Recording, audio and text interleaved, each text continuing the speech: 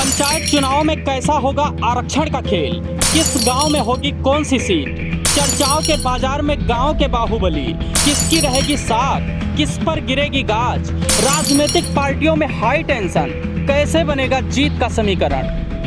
सावन का महीना लगने वाला है, झमाझम बरसात में छोटू की चाय हो या रामदरस के समोसे, हर गली हर चौराहे हर मोहल्लों में चर्चाओं का बाजार गर्म है।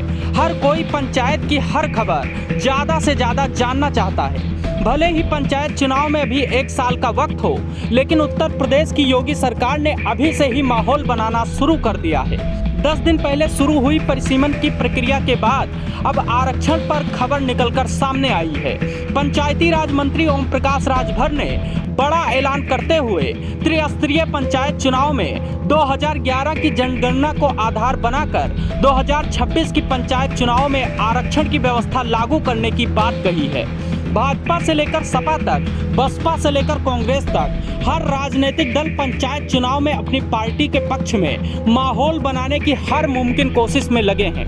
2027 विधानसभा का सेमीफाइनल माना जा रहा पंचायत चुनाव कई मायनों में अलग है, जहां हर राजनीतिक पार्टी अपना सिक्का उछालने के लिए बेताब है। पंचायती राज मंत्री ने हर वर्ग की महिलाओं को लेकर 33% आरक्षण की बात करते हुए एक और बड़ी हलचल मचा दी है।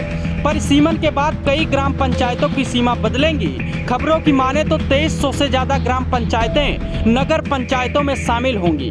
अब आते हैं आपकी काम की बात पर। आरक्षण की नई चक्रव्यूह नीति की तैयारी में किस पंचायत पर किसका हक होगा, इन बातों पर फिलहाल कुछ दिनों तक बादल छाए रहेंगे, लेकिन वास्तविक सवाल यह है कि क्या समीकरण बन सकता है। पंचायत चुनाव की आरक्षण की व्याख्या करते हुए राजनीतिक पंडित बताते हैं कि इस प्रक्रिया का सबसे बड़ा फार्मूला तय होगा आधार वर्ष, यानी बीते चुनाव को आधार मानकर आपकी ग्राम पंचायत में आरक्षण की व्यवस्था लागू होगी। आसान भाषा में समझाने का प्रयास करूं तो 2021 के ग्राम पंचायत चुनाव में 2015 के चुनाव को आधार बनाया गया था, जिसमें 2015 में जिस वर्ग की सीटें आवंटन की गई वो 2021 के चुनाव में उस वर्ग को नहीं दी गई।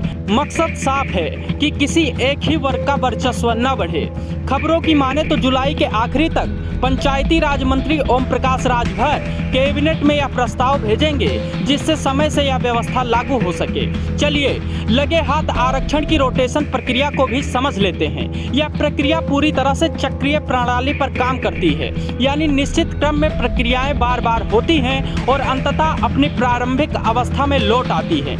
आम भाषा में कहें, अनुसूचित जातियों की स्त्रियां, अनुसूचित जातियां, पिछड़े वर्ग की स्त्रियां, पिछड़ा वर्ग और फिर सामान्य वर्ग। हर चुनाव में ये चक्र घुमा दिया जाता है, जिससे बिना किसी भेदभाव के समान अवसर और भागीदारी प्रदान की जाती है। उत्तर प्रदेश का पंचायत चुनाव हर लिहाज से विचित्र है। विधायक और सांसद के चुनाव में दिलचस्पी नहीं लेने वाले मतदाता अपने प्रधानों को चुनने के लिए उत्सुक होते हैं। विधानसभा और लोकसभा जैसे चुनाव में औसतन 60 से 65% पर सिमटने वाला वोटिंग परसेंटेज पंचायत चुनाव में कहीं कहीं 90% वोट परसेंटेज को पार कर जाता है। पंचायत चुनाव में गाँव के अपने मुद्दे होते हैं। दिल्ली या लखनऊ में बैठे राजनीतिक दल कितना भी गठबंधन कर लें, धरातल पर उनके हकीकत की हवा निकल जाती है। गांव के भोले भाले लोग हम सब के लिए प्रेरणा हैं, जो केवल और केवल विकास के मुद्दे को लेकर अपना प्रधान चुनते हैं। फिलहाल पंचायत चुनाव अब सिर्फ सत्ता की लड़ाई नहीं, बल्कि आरक्षण की रणनीतियों को परखने का भी सबसे बड़ा टेस्ट बनता जा रहा है, जहां ये आरक्षण प्रणाली सामाजिक संतुलन और न्याय की ओर संकेत करती है, तो वहीं राजनीतिक दलों के लिए भी समीकरण साधने का जरिया बनती है।